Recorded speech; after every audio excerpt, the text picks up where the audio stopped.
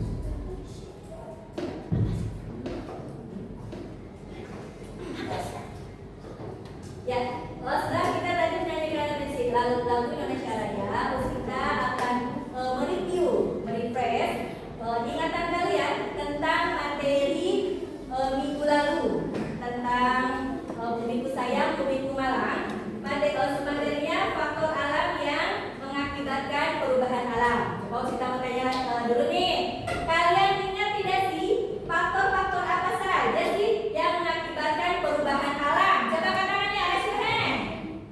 Ayo, apa? Raise your hand. Faktor-faktor apa saja yang dapat mengakibatkan perubahan alam? Yang ayo. Ayo raise your hand.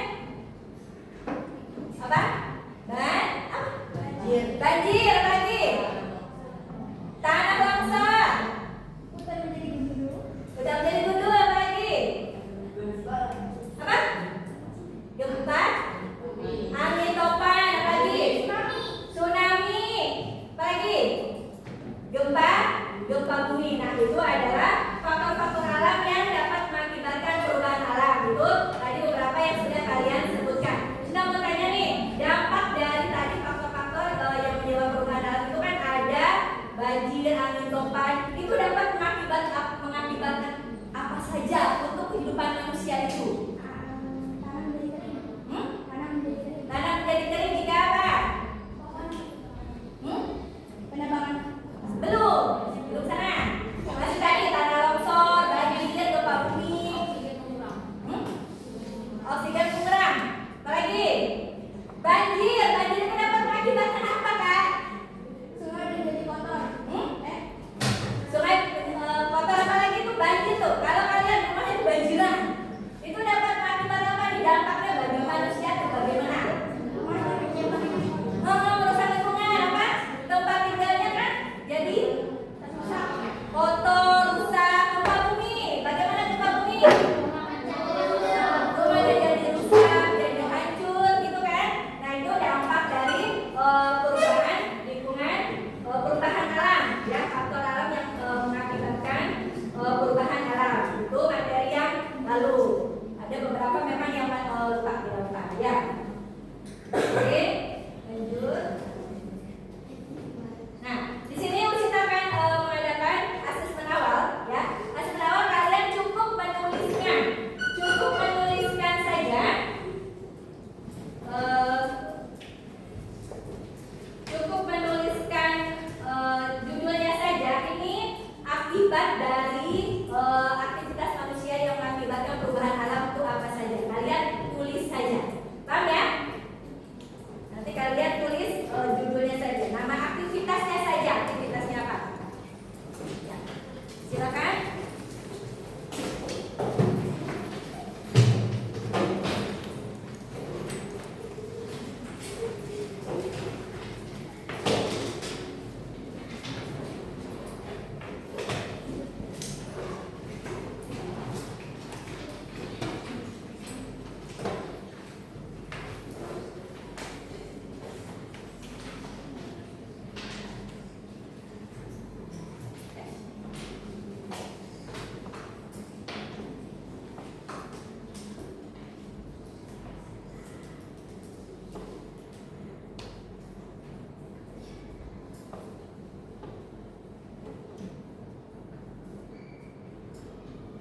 Kalian tulis saja nama aktivitasnya apa saja.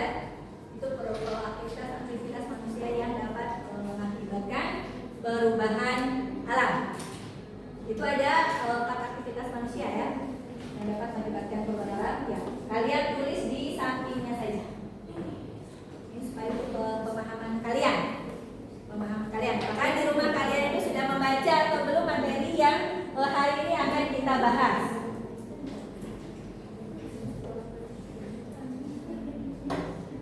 Sudah? Oke, yang sudah boleh dikumpulkan.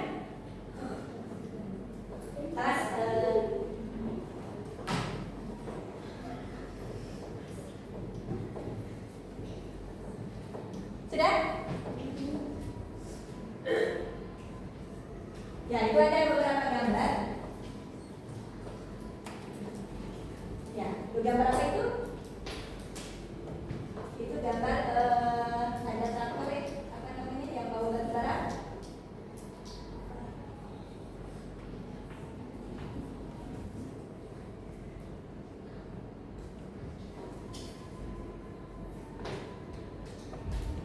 Sudah? Belum? Itu nelayan yang sedang apa?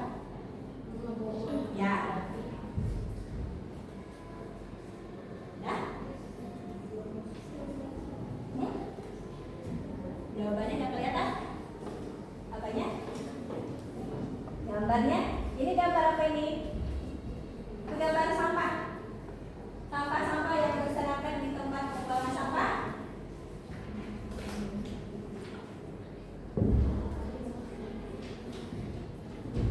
Sudah? Sudah? Jadi asesmen awal ini untuk mulai kalian. Apakah kalian di rumah itu sudah mempelajari materi yang akan kita pelajari hari ini sebelumnya itu?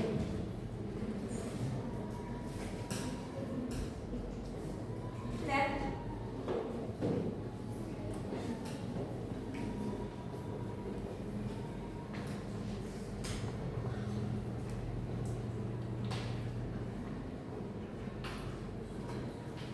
Sudah? Ini batu bara.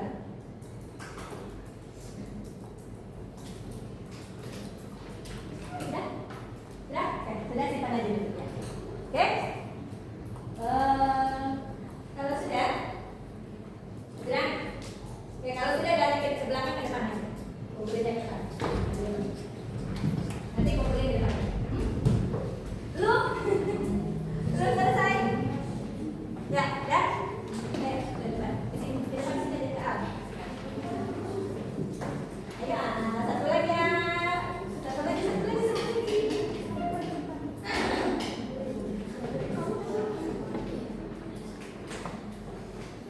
Ya.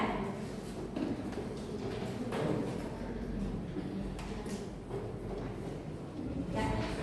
Oke, sudah ya? Oke. Sudah? Jangan belum. Tadi masih belum? Sudah. Oh, nama. Ya. Ya, Pak. Untuk esok.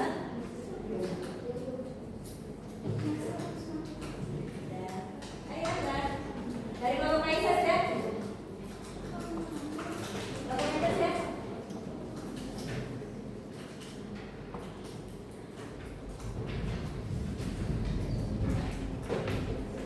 Sudah? Sudah?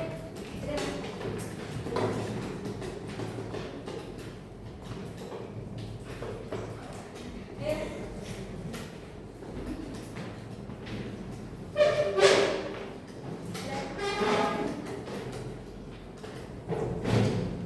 Oke, terima kasih. Oke, kita akan bahas ya. Kita akan bahas tentang asesmen awal. Oke, sebelumnya.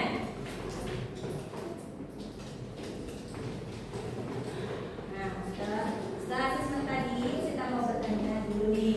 Sebelumnya, sebelum kita membahas tentang aktivitas manusia yang dilakukan perubahan alam, kita mau tanya nih. Nah, di mana sih kita tinggal itu? Di mana?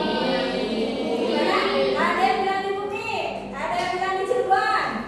Apa lagi? Di rumah. Apa lagi? Di Indonesia. Nah, seperti itu semuanya sama. Jadi kita memang tinggal di bumi ini ya. Tepatnya itu kita tinggal di Indonesia. Ya, di tempatnya lagi kita tinggal di kota. Oke, good. Jadi jangan nanti ada yang menjawab bebas ya. Nah, bagaimana sih bumi berubah karena aktivitas manusia itu? Bumi itu berubah, bisa berubah itu karena berbagai aktivitas manusia. Bagaimana itu? Dampaknya itu?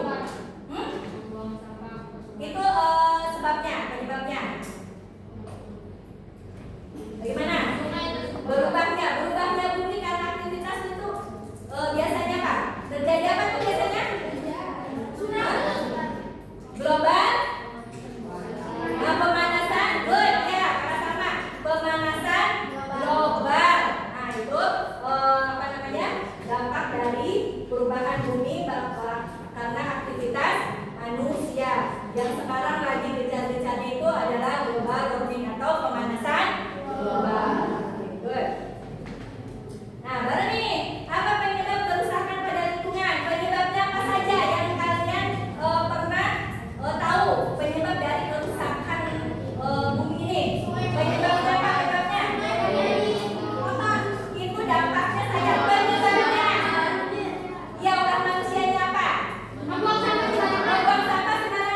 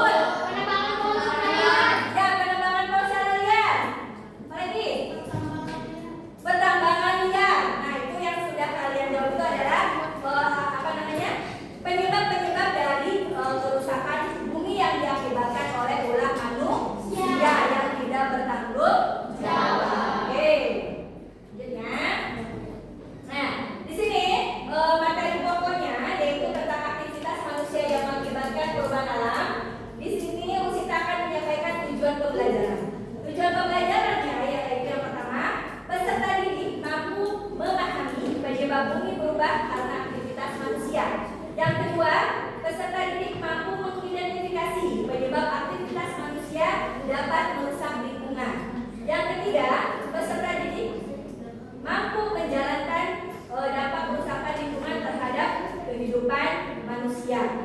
Ya, nanti yang ketiga ini sama kita nanti akan membuat poster, ya, membuat poster peta konsep tapi dalam bentuk poster. Oke? Ya. Lanjut. Nah, sebelum kita ke materi, kita akan menyiapkan 2 video, ya. 2 video, kemudian nanti kita mau ada pertanyaan buat kalian. Simak videonya. Ya.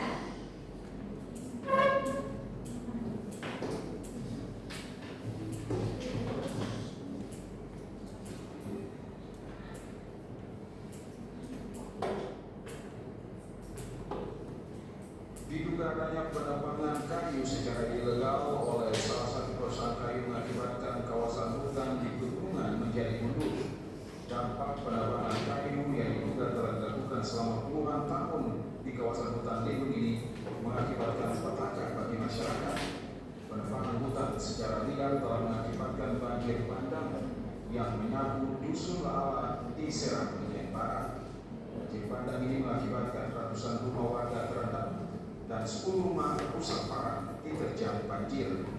Banjir bandang yang terjadi merupakan imbas dari penebangan kayu yang dilakukan selama puluhan tahun silam. Dampaknya baru dirasakan saat ini ketika hutan di pegunungan telah tunduk dan tidak lagi berfungsi menahan air. Pejabat Bupati Serang bagian Barat Andi Chandra selalu menilai penebangan ini telah dilakukan di waktu lalu, namun baru berimbas terhadap masyarakat saat ini.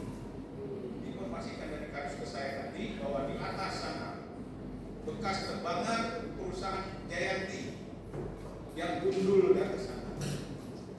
Nah, karena gundul lah maka airnya bak ke sini kalau hujan. Saja. Karena banyak saya akan berkoordinasi kita tunjuk arahan agar sana nanti ada negosiasi penghijauan, ada intervensi dari pusat. Karena banjir di sini berulang per 6 bulan. 5-6 bulan banjir yang sama. Pejabat Bupati Serang bagian Barat Andi Chandra Asawudin mengatakan di lokasi hutan yang mundur perlu dilakukan reboisasi atau penanaman kembali. Dengan cara ini dapat mengembalikan lagi fungsi hutan dan vegetasi yang ada di dalamnya agar ke depan tidak lagi terjadi banjir seperti saat ini. Dari Biru Serang bagian Barat Waitubo melaporkan.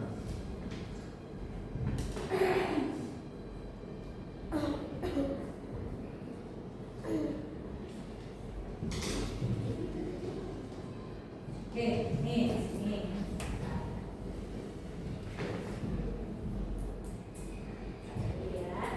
Tadi kalian sudah lihat videonya? Sudah. Kalian sudah melihat video itu, bagaimana pendapat kalian tadi melihat video yang tadi? Setelah kalian melihat videonya, bagaimana tadi?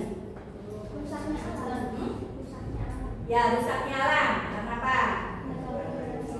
Karena penebangan hutan secara liar. Nah, penebangan hutan secara liar ini mengakibatkan apa tadi? Mengakibatkan banjir bandang, tanah longsor. Ya, rumah menjadi rusak karena kan tadi banjir bandang kan? Itu yang namanya banjir bandang itu dapat mengakibatkan rumah itu tergerus semua ya, sehingga rumah itu ya sudah tidak nampak lagi karena memang airnya yang besar karena bagaimana? Oke. Kita mengenai ini tadi setelah kalian melihat video yang pertama, apa saja aktivitas manusia yang dapat mengubah permukaan bumi yang tadi apa saja dari tadi? Penanaman hutan secara liar atau deforestasi hutan. Oke. Mengapa ada hutan yang menjadi gundul setelah ditebang? Apa katanya? Karena nggak apa-apa.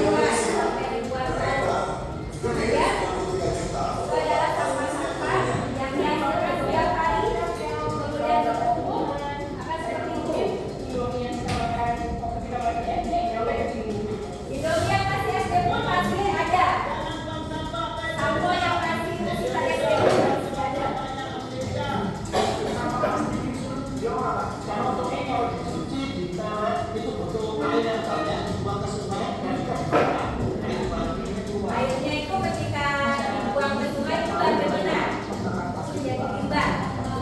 dan bersifat pemicu kanker. Dapat memicu kanker. Hewan-hewan laut ketika ada limbah yang mereka makan dari sisa-sisa pabrik. Ada di tangan pencernaan juga ya. Produksi makanan itu bukan dari darat biasanya, tapi dari laut. Kan kita udah lebih banyak plastik, kita mau makan plastik.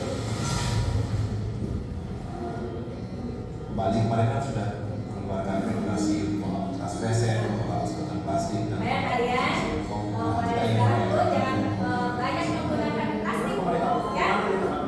Aku pengen tahu itu aja. Tuh, Cirebon termasuk. Kemarin yang apa pada Waliman ya? Nah, Cirebon itu salah satu termasuk apa namanya? Penghasil sampah. Berapa? Terbesar nomor 2. Nah, penghasil sampah, terutama sampah plastik.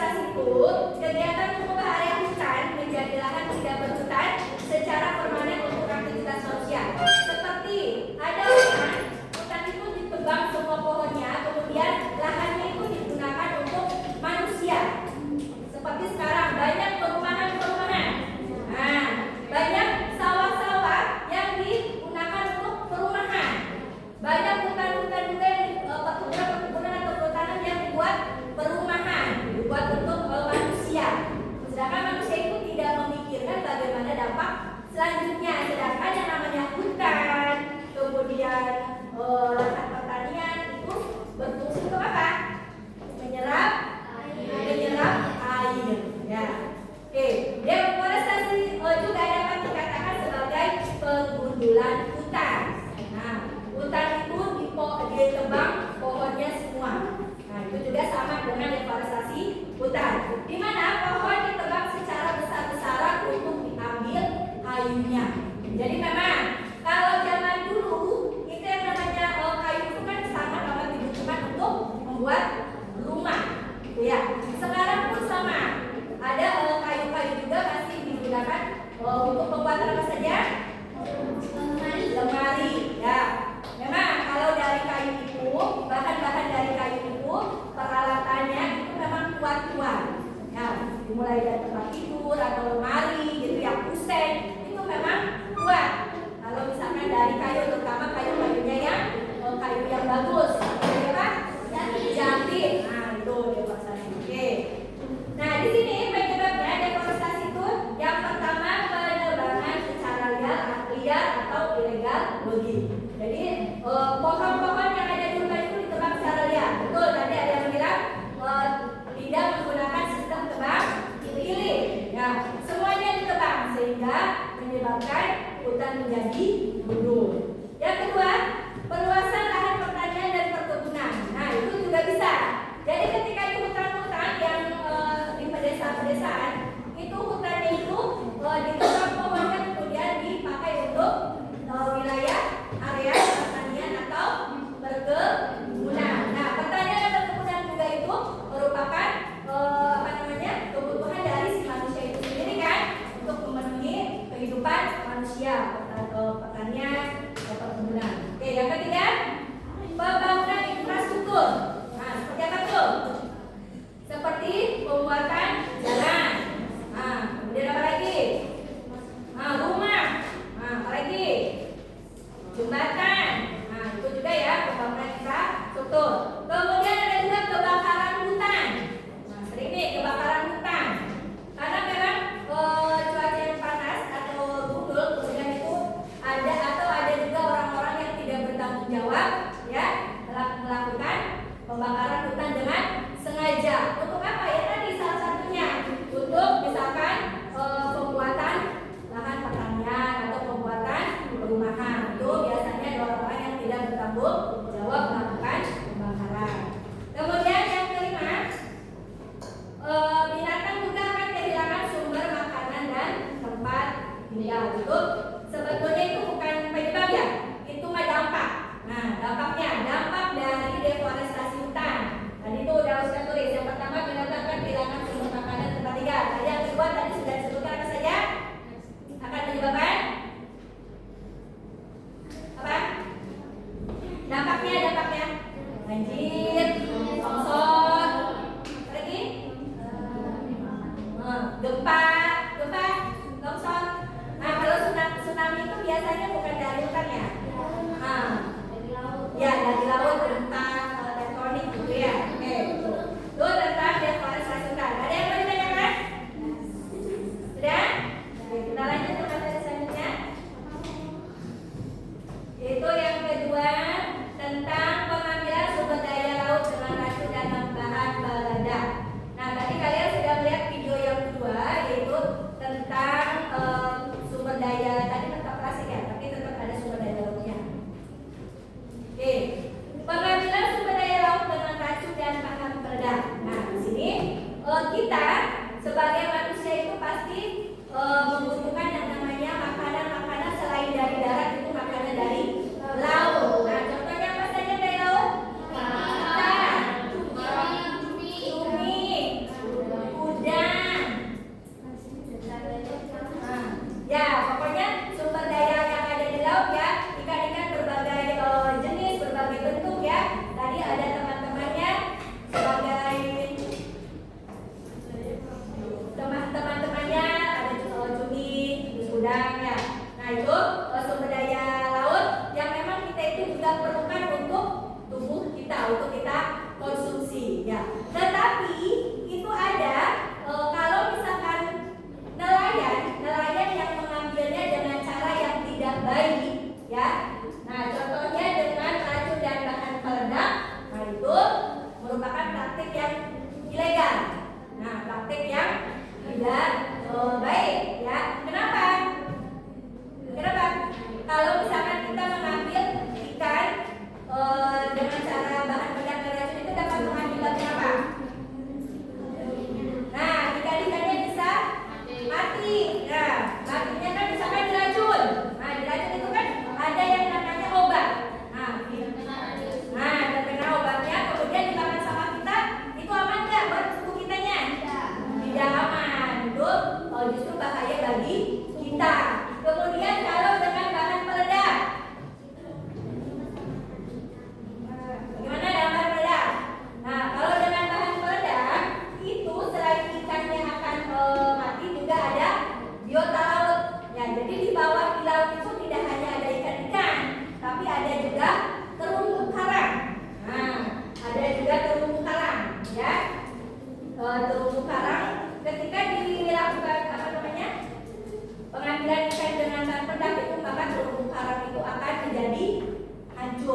meledak. Ya, baik silakan terumbu karang itu baik untuk kehidupan biota-biota di laut. Nah, coba di bawahnya. Dampak negatif dari pengambilan sumber daya laut dengan racun meledak apa saja? Kerusakan terumbu karang, apa lagi? Kematian biota laut lainnya, ya, pencemaran laut, penurunan populasi ikan, bahaya bagi nelayan. Oke, dari kelima ini mana ada tidak yang tidak paham? Yang mana? Yang mana? Coba kerusakan terumbu karang. Ada yang? Sudah paham? Paham? Sudah paham ya? Pencemaran laut. Kalau pencemaran laut kan nanti jadi air lautnya akan bagaimana? Akan tercemar, gitu ya. Yang tadinya itu bersih, kemudian bisa hidup untuk ikan-ikan. Ketika ada racun atau bahan meledak, itu air lautnya menjadi tidak jernih lagi. Ya. Kemudian penurunan populasi ikan, sama. Populasi ikan itu ketika terus-terusan diambil dengan bahan peledak atau dengan cara racun, itu lama kelamaan akan menurun, akan habis. Ya, karena memang bahan peledak itu atau racun itu banyak sekali mengakibatkan air laut itu tidak menjadi akan menjadi kotor dan apa namanya, kehidupan biota laut di dalamnya itu akan punah, tidak akan bisa berkembang biak karena memang tempatnya itu yang kotor. Bagaimana sih kalau tempat kotor itu bisa nggak hidup dengan nyaman? Nggak bisa kan? Oke, dari bahaya bagi nelayan. Nah, bahaya juga bagi nelayan kenapa? Jika penggunaan bahan peledak itu dianya teledor sedikit, nah pasti dia juga akan kena dampaknya. Entah itu dianya kena dengan racunnya atau bahan meledaknya, itu juga dengan racun. Oke, lanjut. Yang ketiga, penambangan terbuka. Kalian pernah mendengar penambangan? Pernah dengar? Apa yang kalian dalam pikiran kalian tentang penambangan?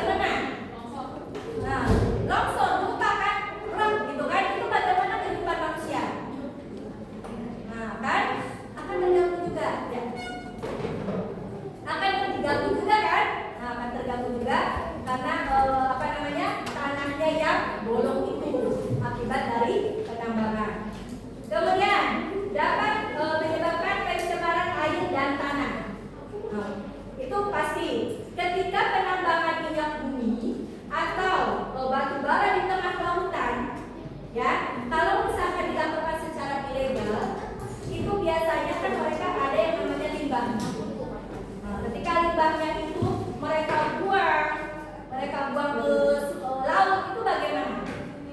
Menyebabkan apa? Nah, menyebabkan pencemaran laut. Hewan-hewan di laut akan mati karena limbahnya itu. Tapi kalau misalkan penambangan legal itu pasti ada tempat khusus untuk yang namanya limbah untuk difungsikan ya, supaya tidak mencemari lingkungan. Oke, hilangnya keanekaragaman hayati pasti itu siap. Keanekaragaman hayati pasti akan hilang, entah itu di laut ataupun di hutan ataupun di lahan-lahan yang memang di hutan kayak penambangan emas itu kan, itu lahan-lahan yang menjadi cekungan-cekungan. Kemudian debu dan polusi udara itu pasti. Debu dan polusi udara itu akan menyebabkan polusi udara yang tidak sehat. Kemudian konflik dengan masyarakat lokal itu pasti. Jadi ketika ada di suatu daerah itu diambil penambangannya, ketika legal itu mereka akan mogok dulu. Tapi ketika ilegal itu mereka ngambil tanpa izin, hanya dibayar sebayar-bayar saja, kemudian ditinggalkan. Nah, itu kan akan menimbulkan konflik. Ya, itu bagaimana tanggung jawabnya? Itu akan menjadi konflik bagi yang membuka penambangan dan warga-warga sekitar yang punya lahan tambangan. Paham? Nah, ada yang belum paham? Sudah? Oke, lanjut ya. Oke, selanjutnya yaitu pembuangan limbah dan sampah yang tidak tepat. Seperti kalian tadi lihat di video, ya. Pembuangan limbah dan sampah yang tidak tepat. Nah, di sini limbah adalah sisa atau buangan dari suatu proses produksi. Jadi manusia itu setiap harinya membuang sampah, ya. Setiap harinya itu membuang sampah ribuan, ratusan bahkan ribuan sampah. Itu kalau dihitung, terutama sampah-sampah rumah tangga. Kalian pernah di rumah melihat sampah-sampah mama yang numpuk? Pernah lihat? Nah, itu yang namanya sampah-sampah itu kalau misalkan dibuang sembarangan, tidak didaur ulang, itu akan mengakibatkan banyak bahaya, ya. Nah, di sini limbah. Kalau limbah itu sisa pembuangan dari suatu produksi. Jadi ada yang namanya produksi rumah tangga. Ya, seperti kalian tahu produksi rumah tangga seperti membuat tahu atau membuat tempe. Nah, itu tahu tempe itu kan ada limbahnya. Nah, limbahnya itu jika tidak dibuang semestinya itu akan mengakibatkan bahaya pencemaran, terutama pencemaran air. Karena memang itu limbahnya itu ya limbah dibuangnya nanti itu kan ke sungai. Ya, kalau misalkan tidak ada tempat untuk membuang limbahnya, itu akan ke sungai dan akan menyebabkan pencemaran air sungai.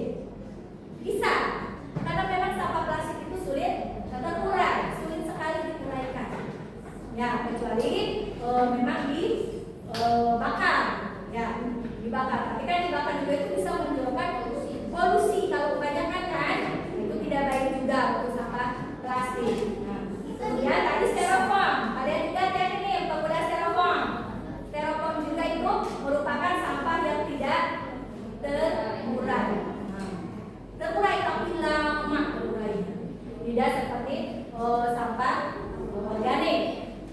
Yang ketiga itu tadi ada sampah yang berbahaya dan beracun. Jadi kalian ketika penggunaan batu baterai, mungkin kalian kan suka punya mainan HP, mainan mobil-mobilan tuh yang pakai batu baterai, ya. Itu kan kalau habis batu baterai seperti itu kan tidak bisa dicas. Batu baterai mod ya. Nah, itu kalian hati-hati membuangnya. Karena itu sampahnya sampah yang beracun dan juga ada sampah pestisida.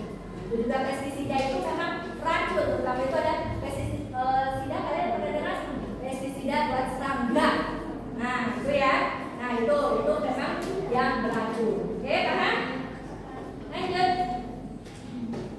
Nah di sini jadi sampah itu sebetulnya ada cara mengolah sampahnya supaya bisa bermanfaat dan bisa menghasilkan lagi, bisa digunakan lagi. Yang pertama yaitu dengan cara prinsip 3R. Apa sih 3R? Yang pertama, reduce. Bukan reduce ya. Ini mengurangi timbangan sampah. Bagaimana caranya mengurangi timbangan sampah?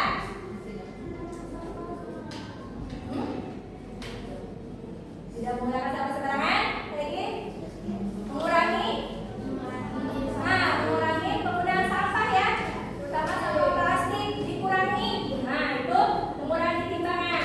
Yang kedua yaitu reuse, menggunakan kembali. Nah menggunakan kembali itu kalau kalian menggunakan plastik, menggunakan plastik nih, plastiknya jangan dibuang, sudah kalian pakai saja terus, belajar pakai plastik. Jadi jangan sampai plastik itu kalian sudah pakai buang, ini lagi kalian pakai aja. Ya, menggunakan kembali. Kemudian recycle atau mendaur ulang sampah. Kalian pernah mendaur ulang sampah? Pernah? Apa kata sampah?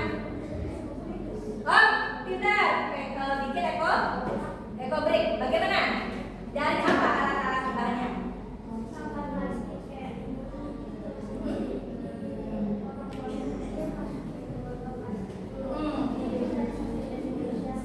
Oh, Masya Allah. Ya, tepuk tangan ya, Bapak. Nah, ini kami sama Ibu pernah melakukan yang namanya daur ulang sampah, eco break. Nah, jadi dari sampah-sampah plastik. Ada lagi yang pernah membuat atau misalkan dari botol plastik dibuat lagi? Pernah? Ya, Kakak Syarif?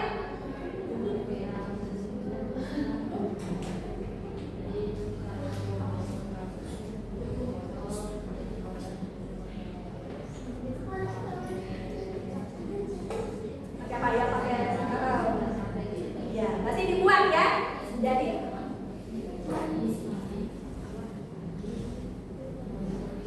ya, mobil-mobilan berarti Kakak Syarif itu pernah membuat mobil-mobilan dari sampah botol plastik. Ya, tepuk tangan buat Kakak Syarif. Ya, benar-benar ada juga yang pernah recycle. Ada yang pernah? Oke, nanti ya. Oke. Ya, oke. Gimana Kak Syarif? Ya, siapa pensil memakai pensil dari botol? Oke, tepuk tangan Kak Syarif. Pernah? Oh, belum pernah. Gak apa-apa. Nanti kalian bisa di rumah untuk merecycle barang-barang gitu ya, yang tidak terpakai lagi menjadi barang yang siap pakai. Bahkan itu bisa menjadi sumber ekonomi ya, bisa dijual kembali, bisa menghasilkan uang. Oke, good. Lanjut. Nah, setelah kalian ada 3R, ternyata belum selesai. Itu ada 2 lagi. Recover. Nah, recover dan satunya disposal. Apa sih recover itu? Nah, recover itu pemulihan bahan-bahan yang tidak lagi bisa didaur ulang menjadi sumber energi atau bahan material ramah lingkungan untuk menghindarkannya dari tempat pembuangan sampah atau tempat pemrosesan akhir. Nah, itu pemulihan bahan-bahan yang tidak lagi, jadi nanti dipulihkan lagi, recover. Kemudian terakhir itu ada disposal. Disposal itu pengalokasian sampah-sampah yang tidak bisa lagi daur ulang maupun dipulihkan di TPA. Jadi itu nanti ada terakhir itu sampah itu harusnya yang kita sudah nih, kita banyak sampah. Pertama kita sudah reduce.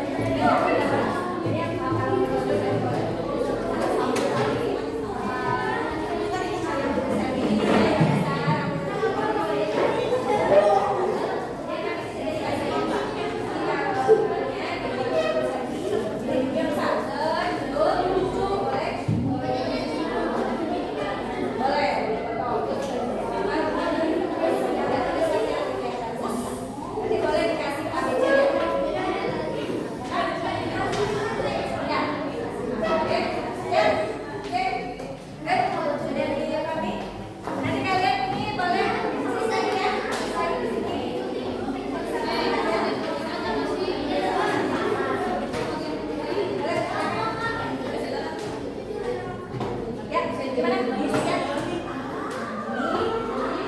Kita bahas aja lagi di sini. Judulnya apa? Judulnya aja.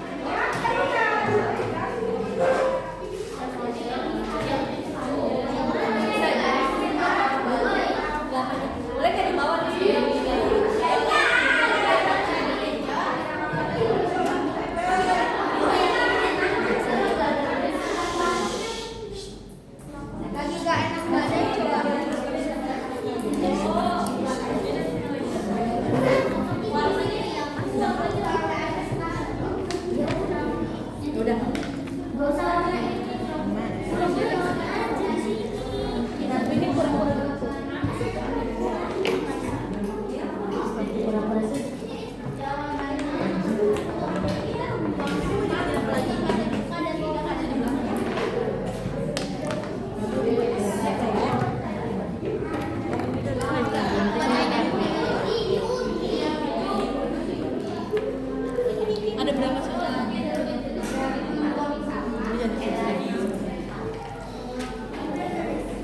nulis yang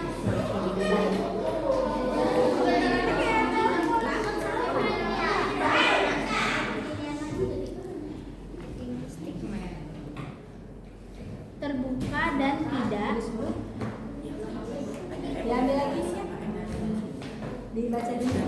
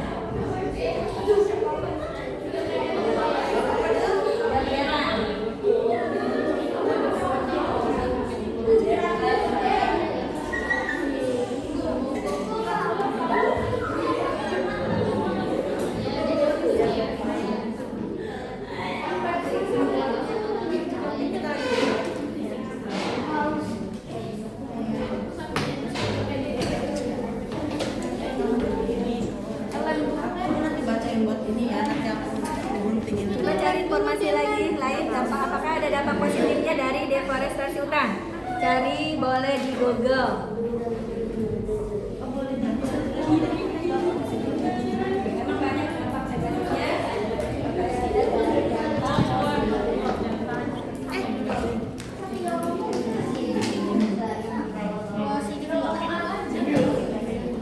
Udah tuh gak usah pakai bubur jauh. Negatifnya, dampak negatif dan dampak positifnya.